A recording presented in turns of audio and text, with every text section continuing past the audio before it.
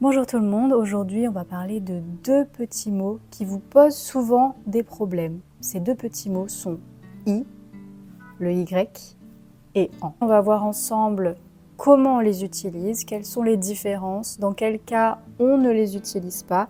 J'espère que ça va vous aider, que vous y verrez un peu plus clair après. Vous avez vu ?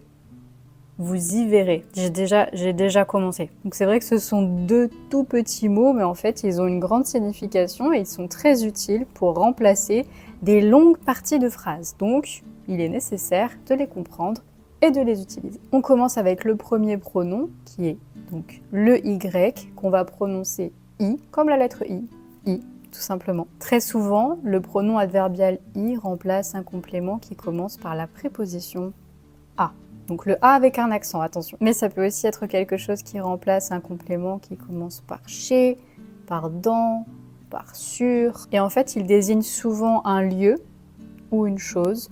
Mais attention, jamais une personne. Je vais vous donner des exemples juste après. L'exemple classique qu'on donne, c'est « tu vas à Paris ». Donc vous voyez ici, tu, sujet, va, verbe, à Paris, complément qui commence par la préposition à. Donc qu'est-ce qu'on pourrait faire ici? On aimerait bien changer un petit peu cette phrase et ne pas répéter tu vas à Paris, tu vas à Paris, tu vas à Paris plusieurs fois dans la conversation.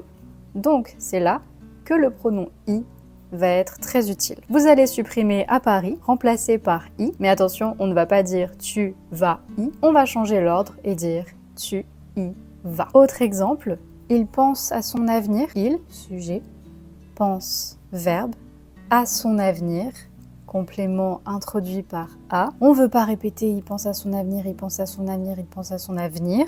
Donc on va dire il y pense. Il y a quelques petits changements en fonction du temps utilisé. Par exemple, pour le futur proche, je vais aller à Paris, on va dire je vais y aller.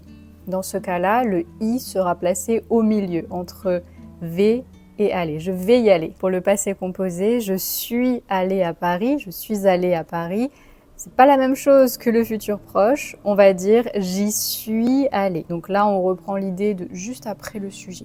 J'y suis allé. Donc souvent, si vous entendez une phrase avec a plus la suite, ça sera très probablement le pronom i. Donc maintenant, si on passe au pronom en, qui est tout aussi important, c'est la même idée. Il va remplacer un complément, mais un complément qui commence par la préposition de. C'est aussi souvent pour parler d'une quantité. Je vous donne plusieurs exemples. Premier exemple, tu parles de ton projet.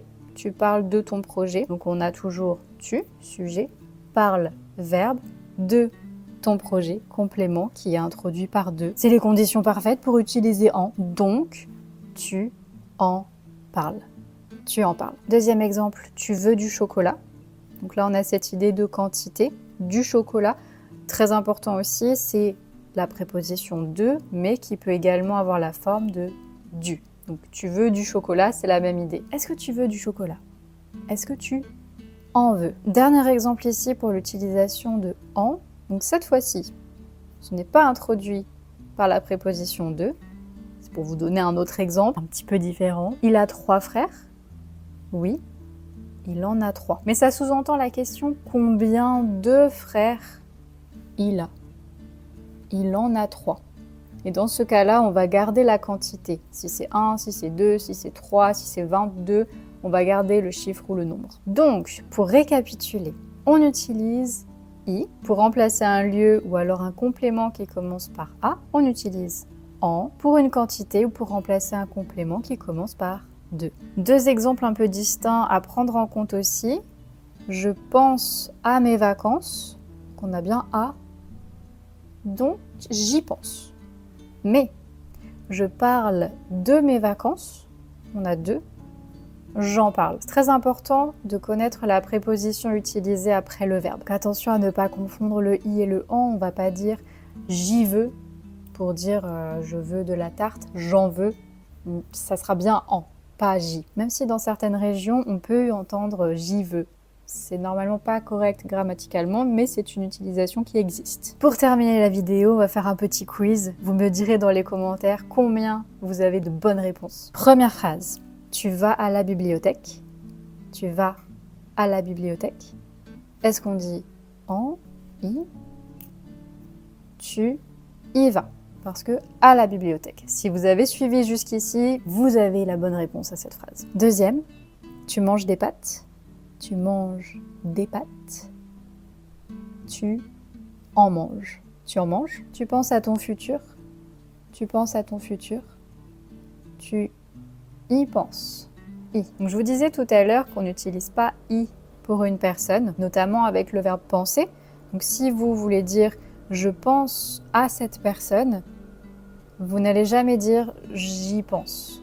Ça sera toujours je pense à cette personne ou je pense à elle, je pense à lui. Dans ce cas-là, ça fonctionne, mais jamais le pronom adverbial pour une personne. J'espère que cette petite vidéo vous aura aidé à y voir plus clair. Encore i, franchement, c'est le talent. Si vous avez des questions, n'hésitez pas à me dire dans les commentaires, bien sûr. Donnez-moi vos exemples aussi, je vous corrigerai si nécessaire. Et je vous dis à très bientôt pour une nouvelle vidéo.